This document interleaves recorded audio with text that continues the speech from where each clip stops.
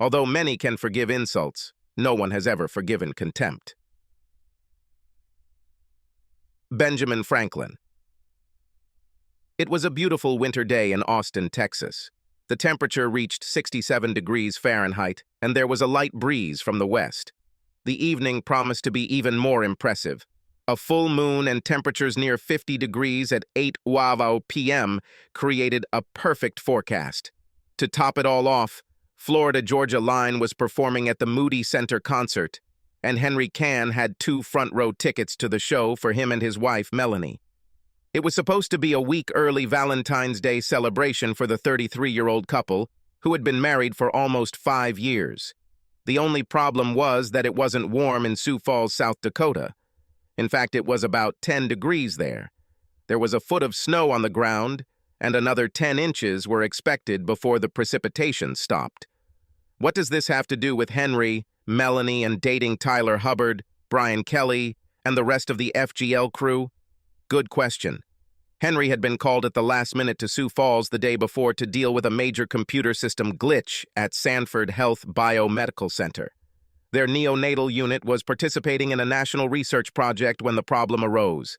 Henry was his company's top IT specialist and rarely went on business trips.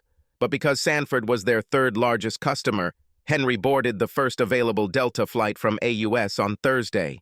It took him about 6 hours to get everything sorted out. He had a reservation on a 6 a.m. flight back to Austin, which would allow him to get home a full 10 hours before the concert. The only problem was that by 3 a.m., there was already a foot of snow on the ground, and it continued to snow. His Delta app on his cell phone lit up with notifications of delays, and then, finally, cancellations. Henry was fully conscious, looking for options. Henry was well rewarded for his work and was worth every penny, but his boss would be furious if he chartered a private jet home. However, he had just saved his company several $1,000s more than it would have cost to rent, so he tried this option. By 5 in the morning, it became clear that no one would be flying anytime soon. The snowfall was expected to continue all day with temperatures near freezing. Some called it the storm of the decade. All Henry could think was, damn. Around 9 a.m., he dialed speed number 2 on Melanie's work phone. Her assistant Kim answered the second call and connected it. Hi, honey. I'm so excited for the evening we'll be together. What time will you be home? Mel, have you seen the weather in Sioux Falls? No, Henry, I knew you were heading there, but I wasn't paying attention. What's going on? Unfortunately, a lot of damn snow. 12 inches have fallen already and maybe another 10 today before it's over. All flights are canceled. Oh, honey, I'm so sorry. I was so excited about tonight. I know I've been working a lot lately, and this was the perfect chance to start a romantic weekend together. Damn, sometimes I hate your job. I'm upset too, Mel, but you know I only travel 4 or 5 times a year, and only when absolutely necessary. This was a major crisis with a major client. As you said, we haven't seen each other much in recent months, but that's you. You spend an insane amount of time at work, not me. If there's one thing my job does, it's that we can afford a pretty good life in Texas. You're right, Henry. We've just been seeing each other less than usual lately. I know a lot of this is on me. I'm working hard to become a partner, and that means I need to put in the time. You're already in a place where you can decide your schedule most of the time and keep it within reason. I'm still a year or so away from being in control of my hours. I miss you, and I miss us. And I miss you, darling. Why don't you take your friend Sue and relax? The tickets are front row, and it'll be too much trouble trying to sell them. I can arrange for a car to pick you up and bring you home. Don't let my confusion spoil the enjoyment of a great show. Melanie was hesitant and talked about just selling tickets. She would have stayed home and watched the concert online. She could log into her Ticketmaster account and sell seats without issue.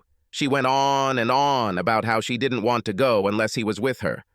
Henry insisted, encouraging her to go and have fun. He reminded her that she had a new pair of Tecovas boots and that the stylish boots looked sexy on her. After several minutes of persuasion, she gave in. They both said, "I love you," and hung up. 5 minutes later, Melanie found her spare phone in the back compartment of her tote bag and dialed the first quick access number. This was her side of the conversation. "Hi, how's your day going?" "Well, maybe I have something to cheer you up. Henry just called and he's stuck in Sioux Falls, South Dakota." "Yes, he had to urgently fly there on business, and suddenly there was a huge snowfall. You're lucky, aren't you?" "Yes, luck loves you. How about we spend the evening together? I still have those 2 tickets on the Florida-Georgia line tonight, but the husband will be up north cooling off. Is Diana still visiting her parents in Memphis? Great. How about we enjoy the evening together? I have a new denim skirt and boots that I'd like to try on. I'll order an Uber to your house and we'll go from there. How's that sound?" "Yes, I'll order an Uber Black so we can have tinted windows." Giggle. "Yeah, let's plan a party after the concert. See you around 7, can't wait." Melanie worked hard and worked through lunch so she could leave the office at 4:30 p.m. She wanted to take a bath and relax for an hour before heading to the concert. Before leaving the office, she called her best friend, Susan O'Connor. They met during Melanie's first year at the firm and became immediate friends. They were almost the same age and got married 2 weeks apart in 1 year. They had a lot in common. "Hey, Susie Q, I need a favor, honey." "What's wrong, Mel? Happy to help if I can." "If Henry ever asks you how our evening was at the Florida-Georgia line concert tonight, your answer will be great." "What the hell, Mel, are you still dating David?" Mel giggled. "Yeah, I just can't give it up." Sue didn't laugh. "Mel, Henry is an amazing man, and you make an amazing couple together. This is the point where you start thinking about kids and starting a family together. You're not in college anymore, sister. Why would you risk everything for sex?" Mel sighed. Her friend was loyal, but she was also a little more conservative in her views on loyalty. I know, Sue. Henry is a great guy, and I never intended to lose him. David is wild and fun. We are both happy in our marriages, but we just really have a sexual spark that rocks our worlds." "Mel, you really need to think a little deeper before you open your mouth. If you were happy in your marriage, you wouldn't be sleeping with your boss. And he wouldn't be sleeping with one of his employees if he was happy. Have you not understood part of your marriage vows? The renunciation of all the rest is clear enough." Mel is tired of her friend's lecture. "Sue, are you going to cover for me or not if Henry ever asks?" "I won't offer any information or bring up the subject at all. But if he asks me, I'll say I was with you. Where were we sitting?" "Front row, right in the middle. Thank you, Susie Q, you're the best. We're having a spa day next weekend, at my expense." So much like Henry to buy great tickets. Now you're using his gift to cheat on him with David, Sue thought to herself. What came out of her mouth was, "Okay, bye." Mel hurried home and began to prepare for the date. She had a couple of glasses of her favorite Pinot Grigio, shaved her legs in a bubble bath, and then got dressed. She wore a white lace bra so she could unbutton the top couple of buttons on her white blouse. The skirt ended about 6 inches above her knees, showing off her strong legs. Her boots were dark gray and matched her vest. It was a Christmas present from Henry. It was the first time she had worn them, but she was so excited that the irony escaped her. She looked in the mirror and was pleased with what she saw in the reflection. She thought she would attract the attention of several men in the evening, but she was only interested in one. She had another glass of wine after ordering an Uber. When he arrived, she mentioned a stop on the way to the concert. The driver was happy to help. More money in his pocket suited him just fine. The car pulled up to the gate of the condominium.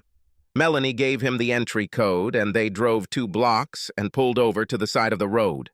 Right on schedule, David Miller, Melanie's boss, rushed out of his condo and jumped into the back seat, greeting his companion with an energetic and passionate kiss. "God, you smell and look amazing, Mel. I think we should skip the concert and go straight to your house." Melanie welcomed his kiss, opening her mouth and accepting it with a purr. "Calm down, big boy. We'll have plenty of time later. It's going to be a great show." The Uber driver remained silent, but he noticed the engagement ring and diamond on her left hand as she kissed and caressed her lover. For her part, Mel never planned to cheat on her husband. They met on a blind date arranged by her best friend. The chemistry between them quickly developed. She was outgoing, friendly, and easy to make friends with. Henry was a little more reserved, but he had an inner strength that she liked. She never felt in his shadow, but his presence always made her feel safe. He was kind, but determined, warm by nature, and wise beyond his years. He went through college on an ROTC scholarship and spent 5 years in the Marines after graduation. This experience, combined with his personality, made him a person that others could always rely on. That quality was as attractive to Mel as his big 6'2", 190-pound good looks. Henry doubted Mel's affections from the very beginning. He never considered himself a big gimmick or anything special. The Corps taught him that his duty was to the people around him. You lead from the front line and are the last to retreat. This was drilled into him at OSU. This code left an impression that stayed with him after returning to civilian life. So being the object of a beautiful woman's attention was a bit confusing for him. The only time he ever felt out of place was when Mel would suddenly grab him and kiss him passionately, or stare at him across a crowded room with a look that could only be defined as, "I need you to figure out a way to have sex right now." As they grew closer, Henry's fears subsided, and Mel's confidence in us grew. They married after an 18-month courtship that included a 4-month engagement.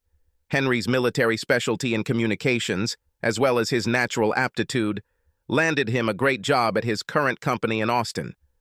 By his 3rd year with the company, he headed his own department. In his 5th year, he became vice president of all IT development and customer support. Mel graduated from law school 9 months after their wedding and landed a solid entry-level position at a mid-sized Austin law firm specializing in oil and mineral rights. She was smart as a whip and attracted the attention of the firm's 3 partners, Connor, Sims, and Miller. And this is where the problems began. David Miller was a 43-year-old married man with 2 teenage children.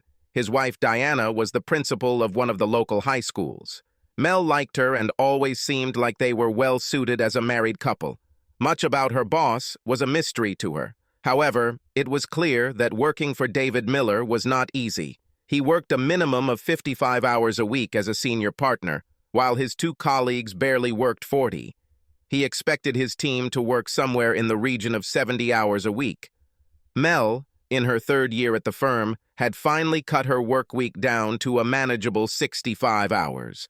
The jerk seemed happy with her work and gave her better assignments. They started spending more time together during the day and after work, more time with the team, and more time just the 2 of us. Pretty soon, the time spent together far exceeded the time with the team. They began to communicate on more intimate topics and even shared casual touches. They were playing with fire. They both knew it. It was 6 months ago when the sparks grew into full flames. They won a big case that was expected to bring the practice about $2 million. David's share would be approximately $400,000, and Mel would receive a $45,000 bonus. The 6-person team gathered in David's office for a late-night celebration. The jerk was so pleased that he even opened a bottle of his 4 Roses, single-barrel bourbon for the occasion. An hour later, the party began to end. David asked Mel to stay a minute. This caused a couple of grins among the more attentive ones. David ushered the last person out, then quietly closed the door. He turned around as Mel began to unbutton her blouse, leaning on his desk. David walked across the room like a man possessed. He hugged her and pulled her to him in a passionate kiss. David wasn't as big or strong as Henry, but he was more persistent. He knew what he wanted, and he went after it. He'd wanted Mel ever since he first worked closely with her about 2 years ago. His passion had been building up for a long time, and now it burst out. His hand slid to her ass, which he squeezed tightly, causing her to moan into his mouth. Her arms wrapped around his neck as she returned his brazen hug. With one hand still holding her butt, his other hand began caressing her breasts. She pressed herself against his groping hand, completely surrendering to him. Within a minute or 2, her blouse and skirt were gone. Mel was now trying to remove his belt and pants.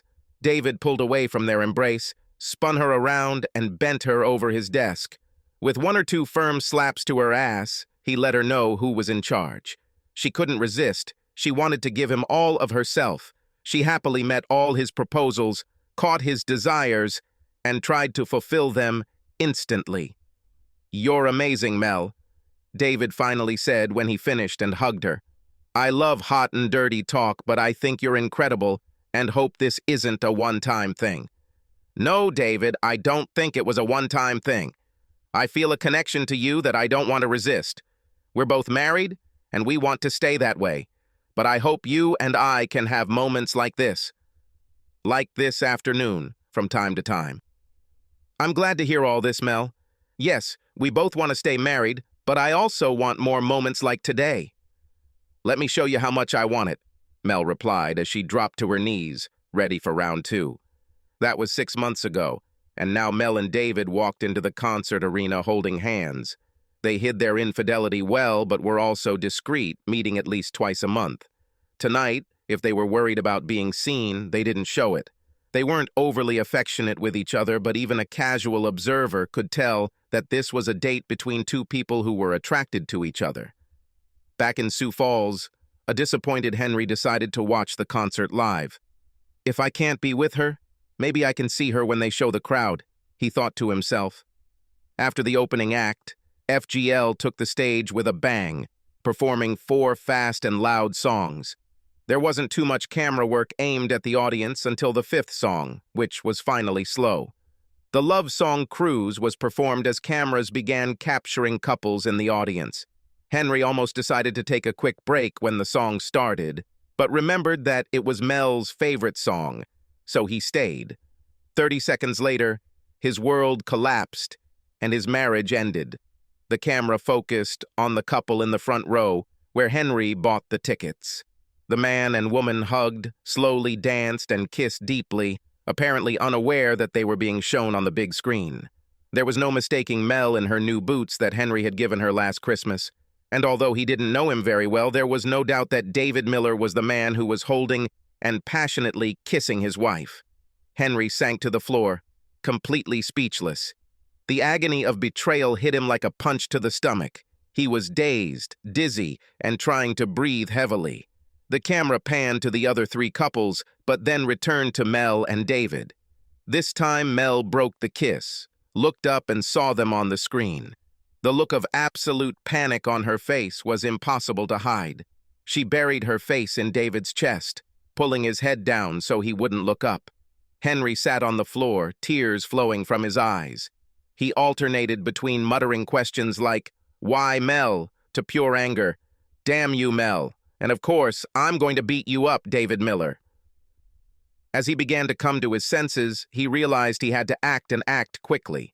He learned in the Corps that if you sit back and do nothing, you will die.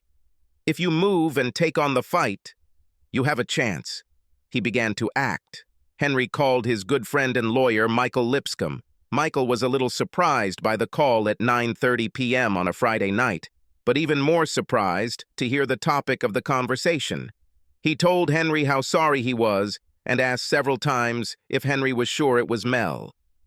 Once he was sure, he told Henry to hang up but accept the call that would come to him within the next 5 minutes. 3 minutes later, the phone rang. The number was unfamiliar, but it was a 512 Austin area code. "Hello, this is Henry Cann."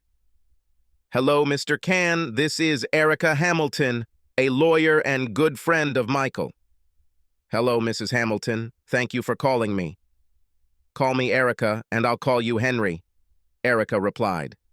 Henry was about to say something, but she continued. "Sorry for my bluntness, Henry, but we don't have much time. Your wife is at a concert with another man, and you saw them on live television in an intimate setting, right?" "Yes." "Okay. Where were they sitting and what were they wearing, as far as you can tell?" Henry answered as quickly and accurately as possible. "When we hang up, send me the latest and greatest photo of your wife. I have a private investigator on the way to the concert. He will be there in 10 minutes and will follow them all night and the rest of the weekend if necessary. We need to collect as much evidence as possible, as quickly as possible." "Okay, thank you." "Henry, can you come up with an excuse to stay in Sioux Falls for a couple of days? I want our evidence to be strong, and one night at a concert will not provide that.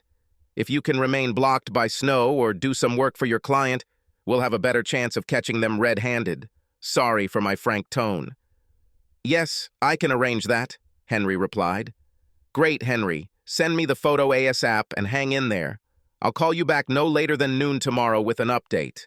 Call your wife at a reasonable time tomorrow morning and let her know that your detention will last until at least Monday evening. I'm guessing your employer will not object. Yes, I'm a senior vice president, so my schedule is flexible. There's still some work I could do here with a client on Monday. Great. I need to run. We'll talk tomorrow. Henry was grateful for the conversation and quick action. His head was still spinning, and he had no idea what the outcome would be. But it was clear that this woman knew her stuff. He didn't get much sleep that night, and for the record, he never listened to FGL again. By 5:30 a.m., Henry had stopped trying to sleep. He stood up and looked outside. The snowfall became lighter, but still fell. He turned on the local station. 22 inches of snow have fallen in the last 36 hours, quite a record for Sioux Falls. It's clear that nothing much will move until later in the day, or even the next. Henry started taking notes. Treason was unacceptable to him. Whether it was the first time or the 100th time, it didn't matter. Trust broken in a close relationship was something he could not tolerate. As if cheating wasn't bad enough, the contempt they both showed him was beyond acceptable. They slowly danced and kissed in a very public setting in his town. Even if only one or two acquaintances saw them, rumors would spread. Have you heard that Melanie Cann is cheating on her husband with her boss? No, he wasn't going to put up with such nonsense. He has reconsidered his actions as a husband over the past 5 years. He was always faithful, not that women knocked at his door. He rarely looked at other women. He was madly in love with Mel, and that meant he was absolutely faithful to her. They fought sometimes, but he was a good husband to her. Caring, friendly, protective, but always respecting her as an equal partner. No, he didn't deserve such contempt. He compiled a table of assets and liabilities. He made a very short list of people he needed to call, including his boss, his father, and 2 friends from the Marine Corps. He made a list of next steps based on his conversation with Erica. It was only 7 a.m., so he put on his tracksuit and went to the hotel fitness room, where he worked out hard until 9. After a shower and breakfast, he picked up his phone. There were 2 text messages from Mel asking how he was and saying how much she missed him. She mentioned that the concert was good, and Sue joined her. Another disrespect. He decided to check something. Perhaps he should have waited and discussed it with his lawyer, but he was a Marine after all. Inaction in a crisis seemed like a bad idea to him. The phone rang twice before it was picked up. Hey, Henry, Sue said. I heard you're stuck in Sioux Falls. I saw the weather map. It looks terrible. Hey, Sue. Yeah, it's a real snowstorm here. Texas hasn't had this much snow in 100 years, let alone a day or two. I'll be glad to come home. How can I help you, Henry? Sue sounded nervous. Listen, Sue, I was just wondering, how did you like the concert last night? I thought the opening song, This Is How We Roll, was cool. I watched it live from my hotel room. Yes, Henry, it was a great show. I know Mel had fun, but she really missed you. Thank you for your words, Sue. Can I ask you one more quick question before I let you go? Certainly. I know you're a big FGL fan, since you might have confused This Is How We Roll with Up Down, which was actually the opening song from last night. How is that possible, Sue? There was silence on the other end of the line, so Henry continued. Sue, I know you're Mel's friend, but I considered you a friend too, along with Jim. But now it seems you've chosen a side and are willing to give up our friendship so she can have fun with her boss. You won't tell me that I did to you and Jim to deserve such disrespect. Your betrayal hurts me deeply. A lump formed in Sue's throat, and tears gathered in her eyes. It was beginning to dawn on her that she had made poor choices in the name of friendship.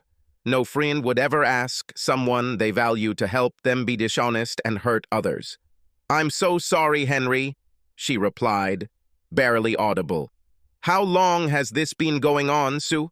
How long has David Miller been entertaining my wife? About 6 months, Henry. Henry had been preparing for something like this, but hearing it for the first time was a blow. He had to fight to maintain his composure. "Sue, does Jim know that you're lying for Mel and helping her break her marriage vows by cheating on me?" Sue sobbed. "Oh no, Henry. Jim doesn't know anything about this. He would be terribly upset and completely ashamed of my role in this." "Okay, Sue. I won't tell Jim about your role just yet. Everything will come out soon anyway, and I'm sure he'll have questions that you'll have to answer. Jim is a good man, so my advice to you is, be honest when the time comes. In the meantime, if I find out that you have relayed the word to Mel about this conversation, I will call Jim myself to make sure he understands the role you played in despising me and destroying our marriage." Sue was crying now. "No, Henry, I won't tell Mel anything. I won't even answer texts or calls over the weekend. I'll find a way to avoid talking to her. I'm so sorry and ashamed, Henry." Henry hung up without saying goodbye. From that side of the conversation, Sue began to realize the depth of her stupidity in the name of friendship. She knew she would have to talk to Jim sooner or later. Probably sooner will be better. Henry then called Mel. She sounded sleepy, but played the role of the loving wife to perfection. She complained a lot when she learned that he would not return until Monday evening. She and Sue had fun, but it wasn't the same without him. She had few plans for the day. She was going to do a few things and clean the house a little. Nothing special. She would leave something special for when her husband returned, she promised. She ended the conversation with the usual, "I love you." Henry replied, "Goodbye." She thought it was strange, but then David caressed her breasts in a way that drove her crazy, so she didn't think much of it. At 11:58 a.m., Erica called. She gave a brief update and then said she would call back around 7 p.m. with a full report. She called at exactly 19:00. The gist was this. The private investigator was very, very good. He went to the concert and took more photos. Mel was intimidated by the cameras for a while, but by the end of the concert, they were hugging and kissing again. They returned to Henry and Mel's house. The private investigator anticipated this and installed recording equipment in several rooms. They spent the night actively having sex in the bedroom. Later in the kitchen, they had a very casual but frank conversation about their relationship, starting from when it started. They freely mentioned several sexual adventures within the office. They also discussed how to continue to keep it a secret. They went to lunch and then returned to Cann's bedroom for the afternoon and evening. The private detective would continue to monitor and record, but Erica assumed that they would not find anything new. Then she wanted to know what was on Henry's mind. He thought and took notes all day. He outlined his thoughts to his lawyer. "She has despised me publicly and privately for 6 months. The marriage is over," he began. "She must feel the humiliation she brought upon me in front of her friends and family. The truth about her actions must be revealed. There is no reason to minimize or exaggerate. The facts speak for themselves, but no irreconcilable differences. I want her to be served with a claim at work as soon as possible. I want his wife to know when I'm serving Mel, and maybe she can coordinate and serve the claim to the asshole at the same time. I want his wife to know everything we had about him. I hope and pray that she gets every last penny out of him in the divorce. I also hope that his partners have more morals than him and force him to leave the practice. Perhaps if we threaten to sue a firm because they had sex in the office multiple times, we can motivate them in that direction. I don't want to stay in the house. I need to sell it. Too many memories. Honestly, I don't even know if I'll stay in Texas. However, I don't want her to stay there. Hopefully, we can just split the sale of 50-50. I also want to protect all my assets as best as possible. I don't mind using my money to pay off cars or other small debts, but I definitely don't want her getting child support from me." Erica asked several clarifying questions. She told Henry that it was likely, given his ability to make good money, that she would receive some alimony. However, if the law firm has a code of ethics, they can clearly show that her infidelity caused the marriage to end. This might help. Henry remained in Sioux Falls or returned to Austin undercover until Tuesday afternoon. Mel was due to be served with the claim in the middle of the day. Erica tried to find Ms. Miller before this time to see if she wanted to join in on the fun. Henry noticed that Mel no longer called him on Saturday or Sunday evenings. She and the idiot must have been having a great time. He knew he would have to call her, otherwise she might suspect something was wrong. He called around 9 o'clock in the evening. "Hey, I was just thinking about you and realized that we haven't talked since yesterday. I hope you're still going to come home tomorrow. I miss you so much. I miss you so much." "Sorry, Mel, but it will be Tuesday. I have a flight through O'Hare that will get me home around 3 o'clock in the afternoon so we can plan dinner together." "Okay," she replied, seeming disappointed. "But the next time I see James, I'll tell him no more winter trips. He ruined the perfect weekend we were supposed to have together." "Tell him when you see him," Henry said, almost laughing at the thought. Inside, he thought, "What a cold, angry bitch you have become, Mel."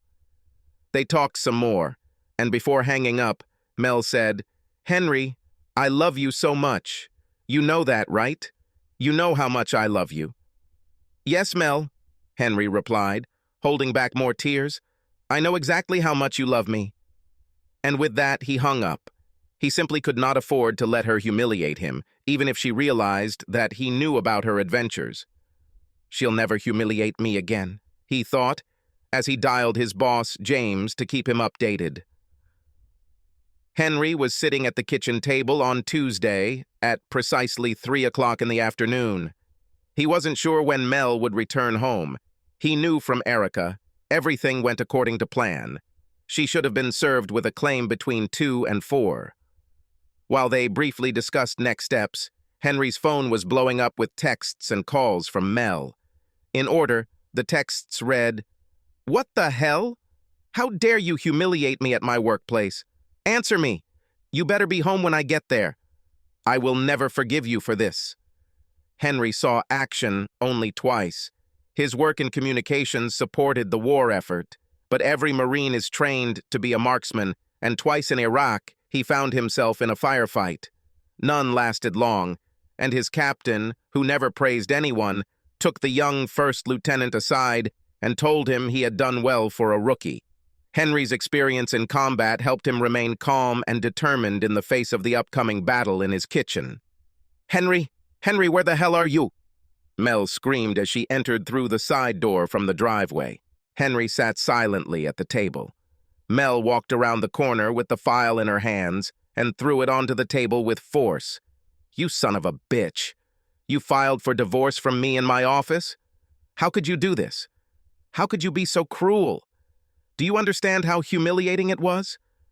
Her tone then softened a little. "Why, Henry? Why did you file for divorce? We love each other.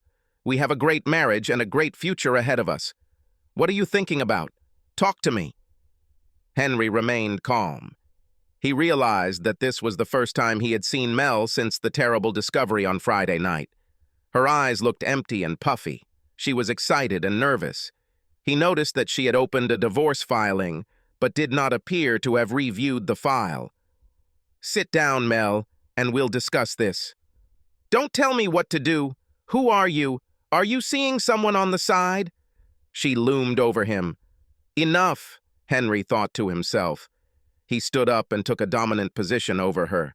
Looking down at her with a cold but serious expression on his face, he said again in a voice that demanded attention, "Sit down, Mel. Now." She sat down. "Mel, did you even look at the file attached to the divorce petition?" She shook her head from side to side, but did not reach out for the file.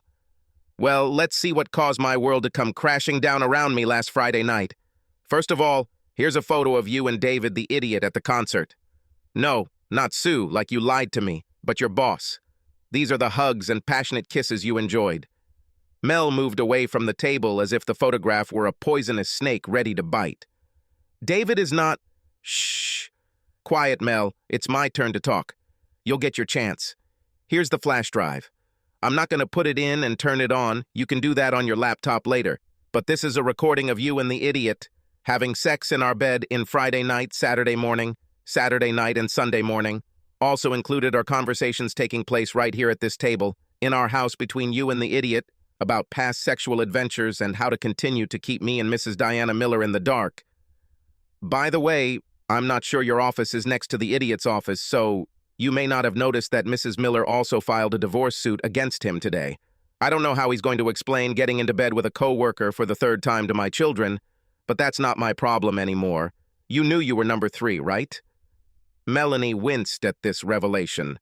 Obviously, she considered herself special, the only one he was with outside of marriage.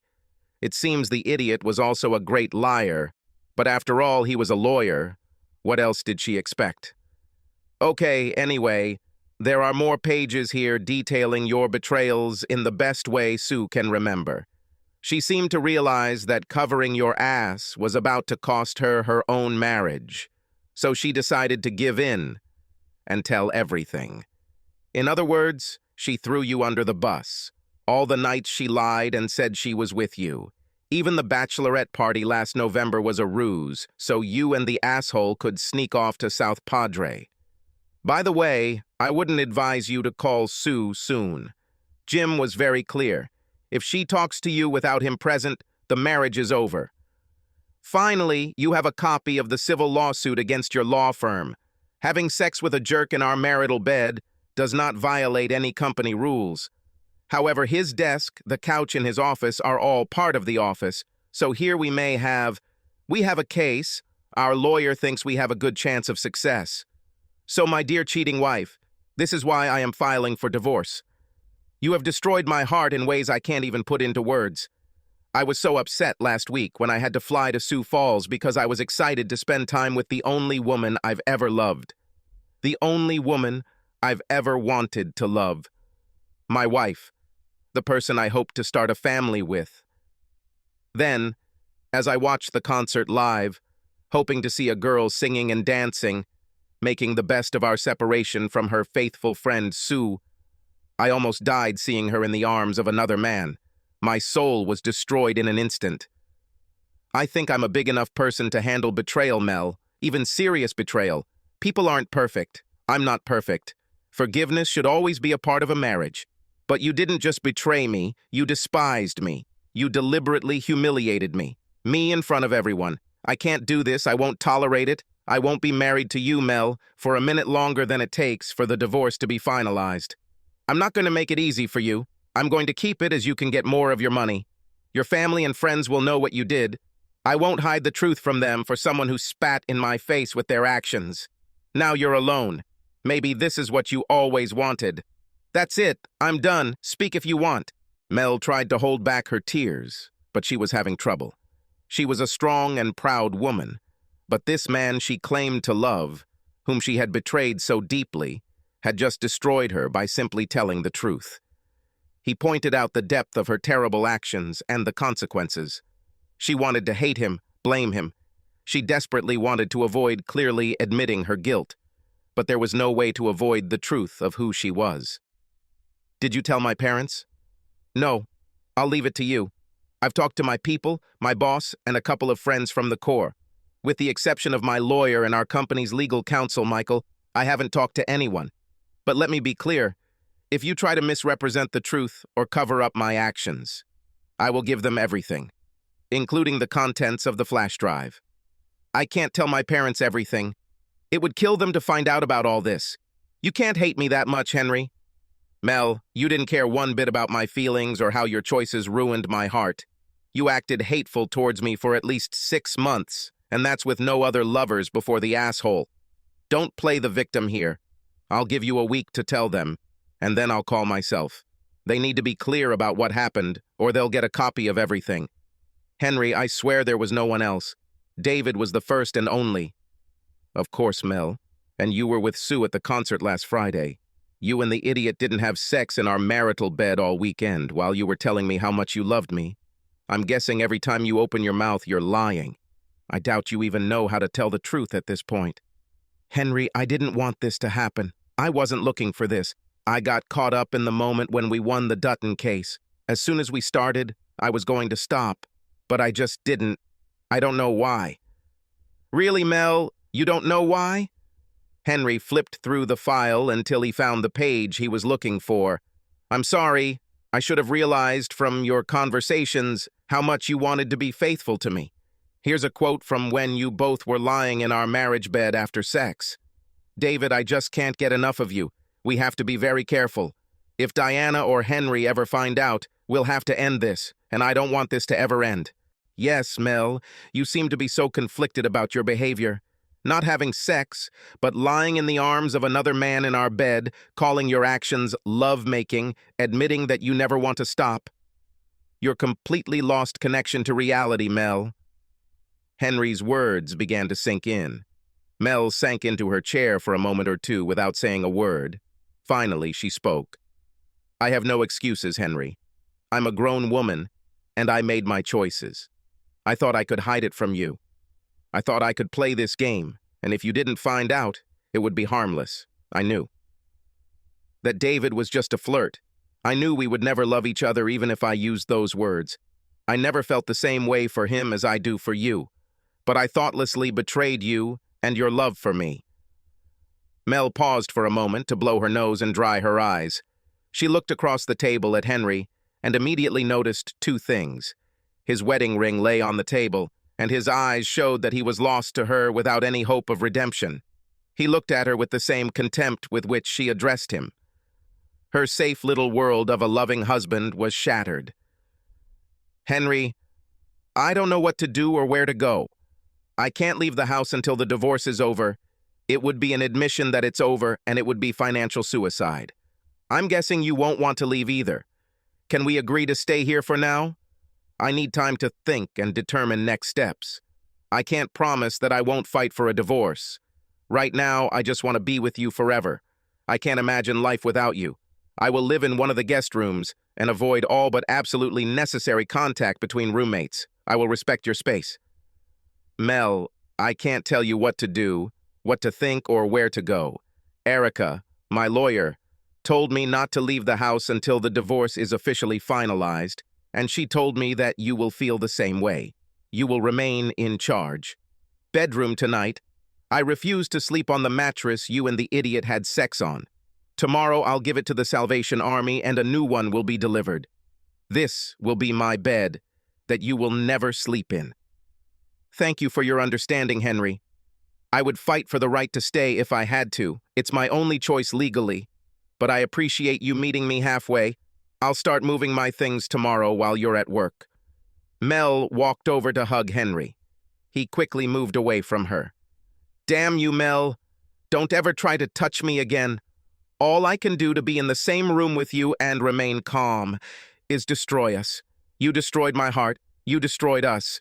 You will not have my comfort now or ever for doing such a disgusting thing. You made your choice alone. You will live with him alone. I will never fully get over your betrayal, Mel, but I will work as hard as I can to force you out of your life as soon as possible, and this process has already begun. Mel collapsed back into her chair, laid her head on the table, and began to cry. Mel fought her divorce tooth and nail. Silently, she hoped that Henry would relent and stay. She also had to fight to retain any vestige of self-respect. Many of her friends broke ties with her when they found out what she did to Henry. Mel asked the court to order counseling, showing that she was already in therapy, proving that she had absolutely no connection to David Miller, etc. However, representing yourself in court is never a good idea. But Mel was worried about legal fees, so she tried to do it herself. She delayed the process for a while, but was never able to stop it. Even Mel's parents begged her to let Henry go. They were shocked by her actions and sided with Henry, trying to maintain some kind of relationship with their daughter. The divorce was approved after 7 months. The house and savings were divided in half, but Henry did not have to pay child support. Miracles happen. Melanie left Connor, Sims, and Miller to work for a small firm in San Antonio. The day she left, she walked out the front door and turned around to say goodbye to Henry. He stood at the window, looking at her, but did not wave back. He just stood there, watching her leave his life forever. David Miller began spending his evenings at a seedy bar called the Oilers, located in the wrong part of town. One night, as he was leaving, a man approached him in the parking lot. He looked into Henry Cann's eyes. There were no CCTV cameras in the area. Henry said, "Hey, dude," and then punched him in the face with a crushing fist. His nose and jaw were broken. Henry leaned over him. "I wanted you to know who did this to you, David. I wanted you to look me in the eyes and see this coming. So if you report it, there are 12 retired Marines sitting in a bar in downtown Austin right now, most of them decked out in combat vests, who will swear I was with them all evening. If for some reason I get arrested and charged with assaulting you, one or two of them will come back and finish what I started. No charges were ever brought. About a year after the divorce, Henry was leaving a cafe in downtown Austin when he looked up and saw a beautiful woman about his age enter. He held the door open for her as she entered. "Thank you, good sir," she said. "It's good to see some cowboys still have manners." "You're welcome, ma'am," Henry replied, and headed to his car. He was about to enter when he thought to himself, "What the hell?" and turned around, heading back inside. She was sitting facing the door and immediately looked up when he returned. He walked straight up to her table, extended his hand and said, "Sorry, but I just wanted to introduce myself. I'm Henry." She took his hand in greeting. "Nice to meet you, Henry. I'm Lori. Why don't you pull up a chair? Subscribe to our channel so that your second chaff doesn't cheat on you, and go ahead and listen to the next story, because this story is nothing compared to the next one. If you're under 18, don't even think about listening to the next one."